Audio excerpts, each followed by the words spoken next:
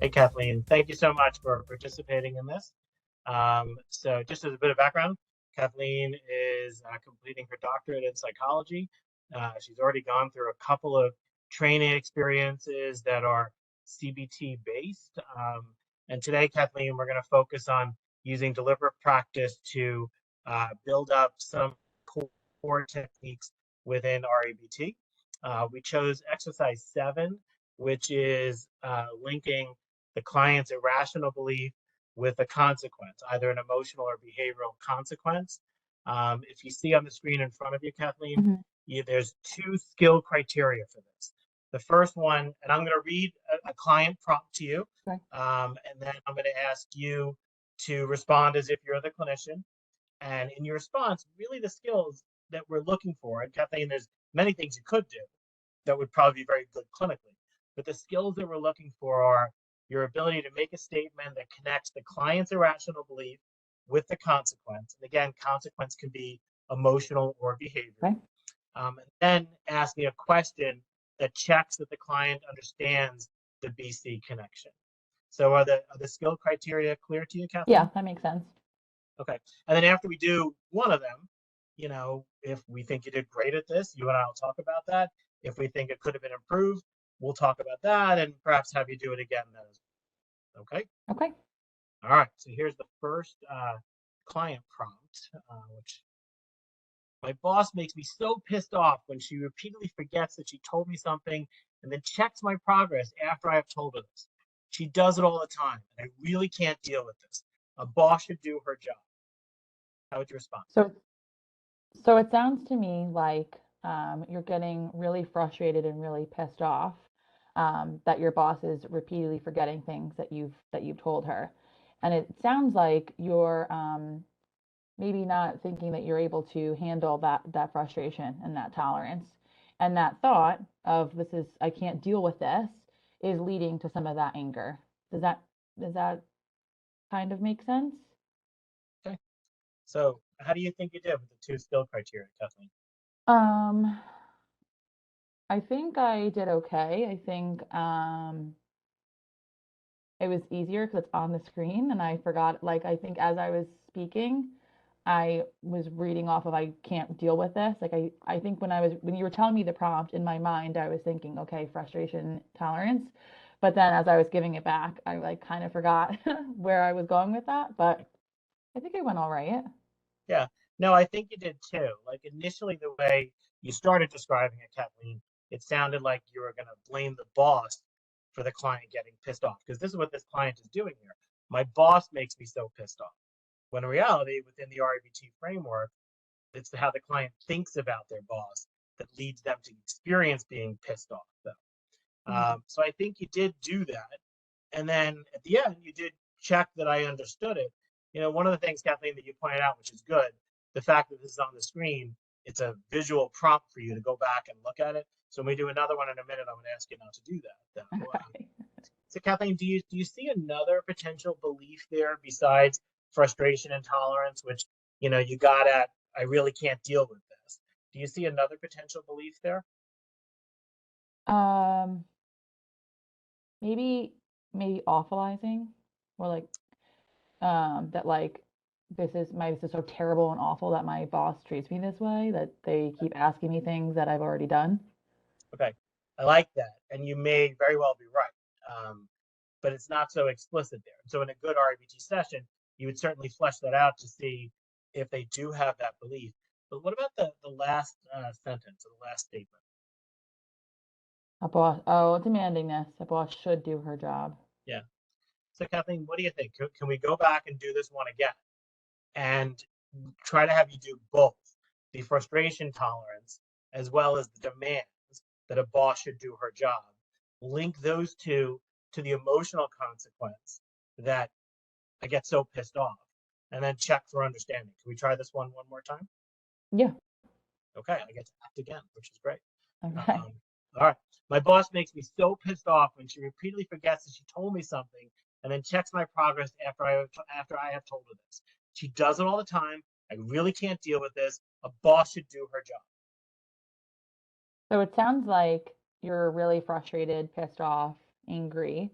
that your boss is maybe forgetting things that you've told them. And it sounds to me like um, you're feeling like you can't really do this and you're thinking that your boss should be doing things, right? So it sounds like maybe some of that thought of you're not able to handle this frustration, I can't deal with this, and some of that demandingness of my boss should do certain things or should do her job is leading you to feeling that pissed off, that angry feeling. Does that make sense? Okay.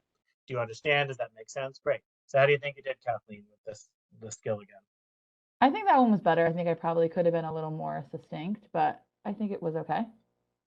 I agree. And I think that what you said, the last 15 seconds, probably would have been sufficient by itself.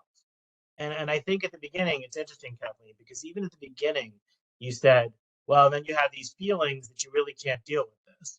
And what do we know? That's I actually a thought. belief. Yeah, that's a Yeah. belief, thought, and it's not a feeling. Right. And so I agree. And I'm gonna, don't be mad. I'm gonna actually try this one more time because I Okay. think the succinctness you did at the end really nailed both of those criteria. Is you cool with doing it one more time? Yes. Okay. My boss makes me so pissed off and she repeatedly forgets that she told me something and then checks my progress after I told her to do this. Told her this. She does it all the time and I really can't deal with this. A boss should do her job. Okay.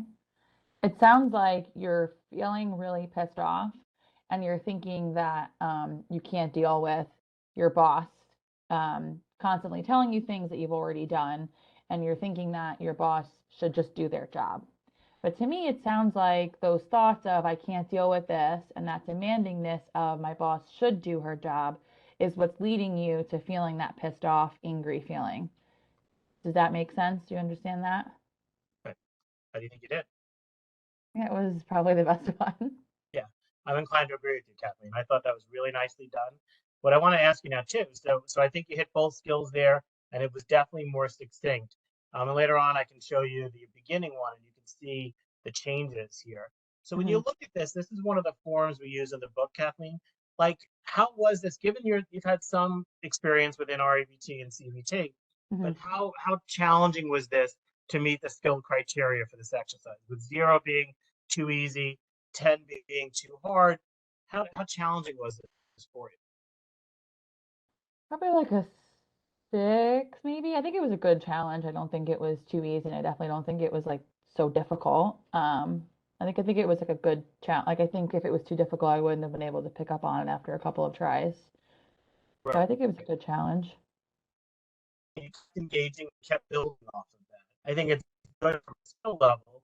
Like if we find something being too hard, we then want to go back and practice the skill, or maybe even go back to an earlier level of difficulty. So if you're willing, I have one more type of belief or one more client prompt that I think it'd be great if we did this. It's a little more challenging, and I'd love it's the same skill though, like connecting the B to the C and then checking that they understand. Can we do one more prompt? Yeah, definitely. Okay. All right. Here, the belief is, or what the client says is, every time I think I did well in the test, it turns out I did poorly. I am obviously not smart and not a good judge of my abilities. I don't even want to bother trying anymore. I mean, why should I? I am not good at pretty much everything. Okay. It sounds like maybe you're feeling a bit down on yourself. And it sounds like you're kind of thinking that you're not good at really anything based off of not doing well on one exam. And to me, it seems like that thought of um, I'm not smart enough and I don't have enough abilities to do this is what's leading you to feeling maybe that frustrated or upset feeling. Does that make sense? Okay, great. How do you think you did with this? I think this one was also pretty good. I think it would have been harder had I not done the one previous, but I think like just getting the feedback from the last one made this one a little bit easier. Okay, so I like that. So what makes this a little more challenging, Kathleen, for me, and I'll give feedback on you, as opposed to the first one where the client said, "I'm pissed off." Hmm. Here, they don't hand you an emotion here, right? You inferred, and I think correctly so, that the client is probably getting down on themselves. Hmm. But there's also, you've got to remember, for consequences, there can even be a behavioral consequence. So what's the behavioral consequence here? That they're not even going to try anymore. Yep, correct. And so even though they didn't give you the emotional consequence, you may also want to ask, does thinking this way lead to that behavioral consequence of you giving up and trying? The other Yeah. part, Kathleen, and I think the belief you identified was, I'm obviously not smart enough. Hmm. Um, is it possible they're not smart enough, by the way? I guess technically. Yeah. So that's a thought. That's definitely a belief they have. But I think the last sentence, Why I'm should not I try? pretty much everything. Mm.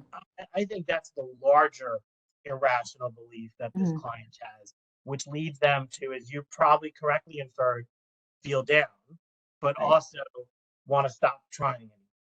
Right. So, do you think we can go back and try this one again? Maybe Yeah. focusing on that latter belief and connecting it to the behavioral consequence, and then also what's high probability, the emotional consequence too. Can we try this one again? Yeah. Yeah.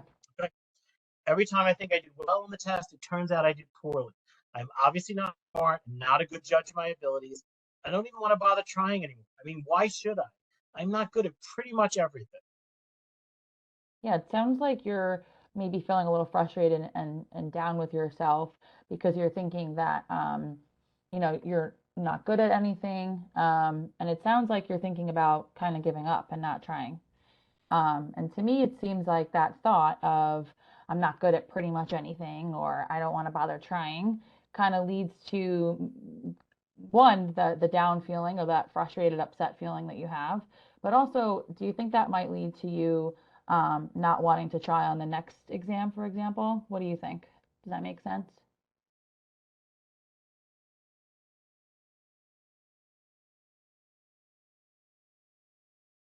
How do you think you did on this one, Kevin? I think I did a better job of connecting both consequences, the emotional and behavioral consequence.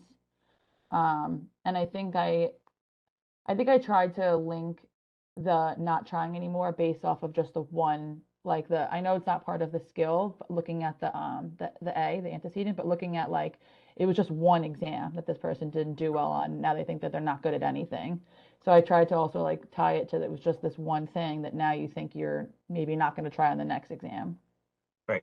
I like that too. That's you're right. That's not part of the skill, but that's an important clinical skill. You're challenging the validity of that evidence that just because I did poorly on this test doesn't mean I'm going to do poorly on everything going forward. Hmm. Um, but within RABT, and especially for this skill, that you did identify the belief I'm not good at pretty much everything. The only thing I would give you feedback or ask you to bear with me and try one more time is twice you did connect it to the behavior, bother trying anymore. But there was a point when you labeled that it is correct. He's thinking, or this she or he or she is thinking about not trying. And you said when you have those thoughts, I'm not good at anything. I maybe don't want to try anymore. That leads you to not want to try anymore. And I'd rather you just focus on I'm not good at pretty much everything.